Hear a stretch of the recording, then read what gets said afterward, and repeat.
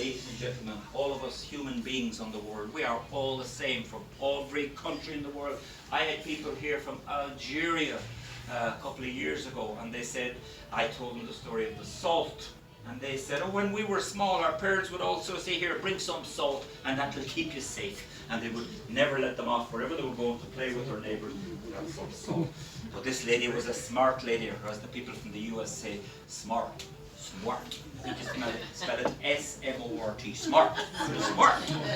Because she knew if they offered her food, chances are they're going to put a spell into the food. But if you shake your salt into the food, they can't touch you. Off she goes. Has the most wonderful, wonderful meal. And when they're not looking, she's shaking the salt into the food every time. A new course comes. 174 courses came that night. And she says, now that's lovely. I have to go. My parents will be worried. I have to go now. Thank you very much. That's lovely. Thanks very much. And they said, you are going nowhere. Where do you think you're going? And they said, what? Why wouldn't I? What do you want? And they said, we've been watching you for the last couple of days. They're always watching. They're always watching. And we know that you're a wonderful dancer. Would you dance for us? If we play you a tune, would you dance? And she says, oh, I love to dance. I love to dance. So the tune comes out. Was it this tune, ladies and gentlemen?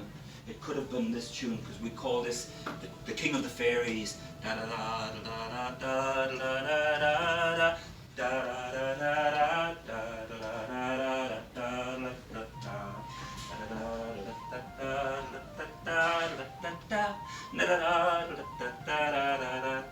Kind of a waltz tune. We got that from the Fairies. It's believed that song came from the Fairies. Lovely waltz tune, nothing unusual about that, except they're nasty little creatures. They have put the spell not into the food, but into the music. And they speed up the tune 1,000 times faster than the normal speed of music. And she's whirling around, and they throw her out at about 4 in the morning. It takes her 17 hours to get home. She's covered in mud and dirt. She's totally bewildered. She doesn't know where she is. Eventually, she makes it back. The whole village have been out all night looking for her. Eventually, she makes it home. And the parents, they embrace her. We're so worried about you. What happened? What happened? And she says, well, I went off with the fairies. And then, ladies, a lot of the beautiful ladies in front of me know what happened next, because it probably happened to you as well. And the people of the USA and Canada and those places, you have a lovely word for what happened to her. We don't use this word, but we understand it. Begins with the letter G. She was grounded. Grounded. Is that correct pronunciation? Grounded. She was brought in and given the riot act, and grounded, and never let outside the door again for about another 7 years. 7 years. How are we doing for time, ladies and gentlemen? I'm going to tell you now how to get the gold, because I'm afraid they'll come rushing in here. I won't get to tell you about the gold. We might have time for one more fairy story. Now, how do you find the gold? Everybody's listening up now. You never get such attention as this. You've got to, now see how sharp you are. You've got to find a little green fairy. He's about that height. He has a funny hat on him. And he's called? Leprechaun. Oh, you're ahead of the game. Over here. Now, how do you find a leprechaun? It's not easy, ladies and gentlemen. It's not easy. You listen. When you leave here, you listen. Why? You're listening for this sound. That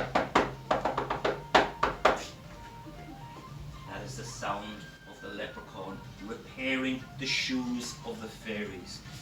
We have this belief about the leprechaun, that he was ugly. He had a face like a dried up apple.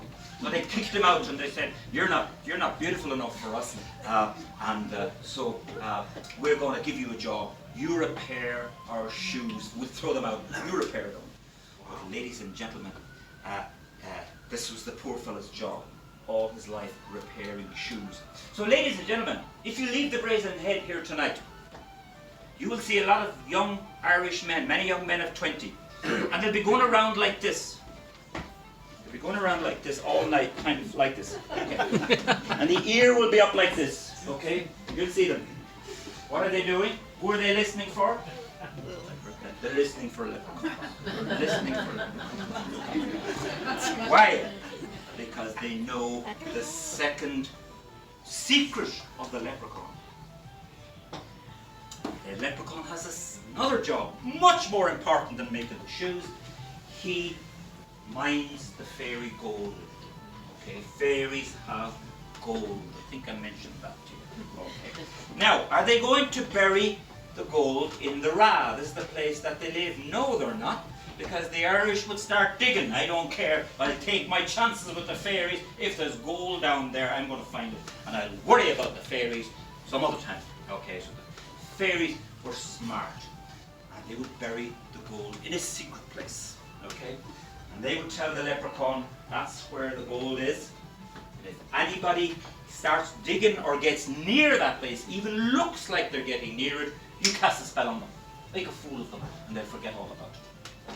The story is told, ladies and gentlemen, of this fella, this Irish fella, okay, or maybe he was from Boston, or France, or Devon, or someplace like that. Anyway, he's listening on, he catches hold of a fairy.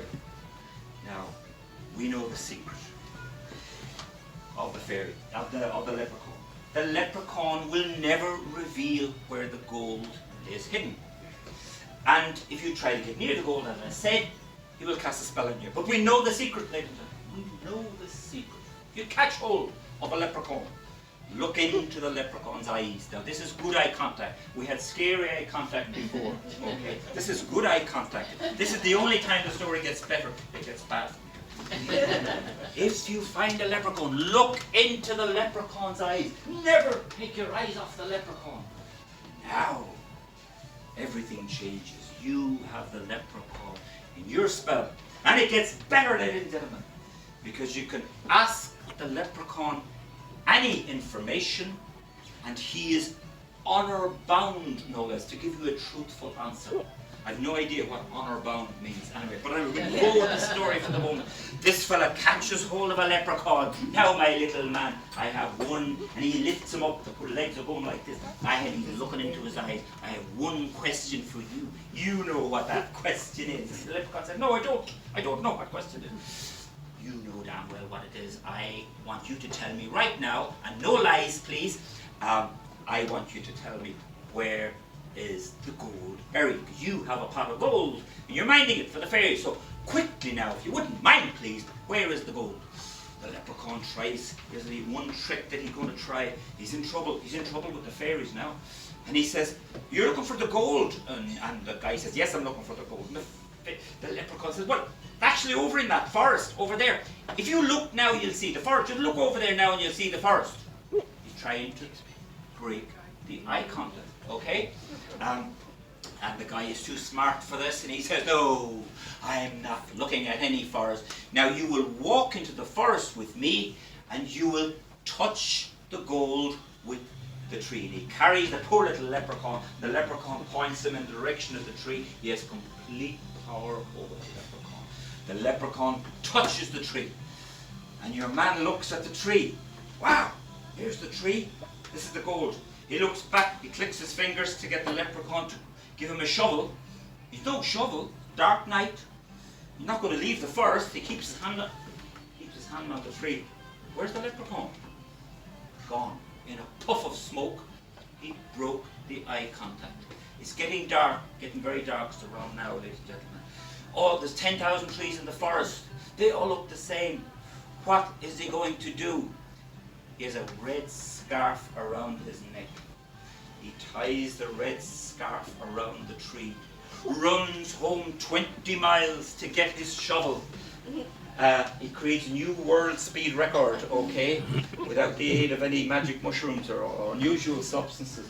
Then he comes back and he's getting near the forest. And when he can see the forest, he goes around and goes home. The leprechaun played a horrible trick on him. Ladies and gentlemen of the jury, what did he tie onto every single tree in the forest? A red scarf. A red scarf. He told the truth. there was the tree with the red scarf, but there's another 9,999 trees with the red scarf. Anyway, that doesn't stop you looking for a leprechaun, so you just be careful, go out there and follow the fellas that are going like this, and you might find a leprechaun.